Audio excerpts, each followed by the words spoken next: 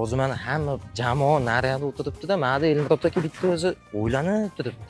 Как раз bitta o'zi ekan, bitta qiziqarli savolim bor, qani berib ko'ramiz, nima deydik. Elmurod aka, yaxshimisiz aka? Rahmat ukam, charchamayapsiz? Aka qarang, sizga bitta qiziqarli savolim bor.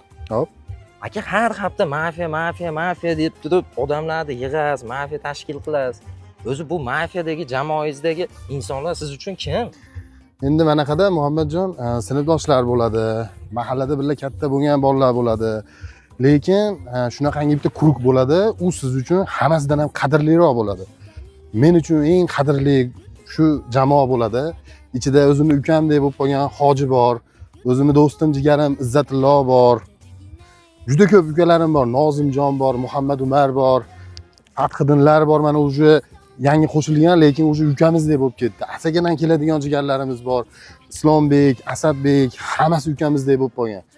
Bular bilan o'tirib, ana dam olgani chiqib, yayraydi-da odam. Hali ichidagi hamma narsani bemalol gapira oladi. Sinfdoshing bilan qanaqadir o'rtada parda bo'ladi. Mahalladagi bilan baribir qanaqadir parda bo'ladi. Lekin bu guruhda hech qanaqa parda bo'lmaydi.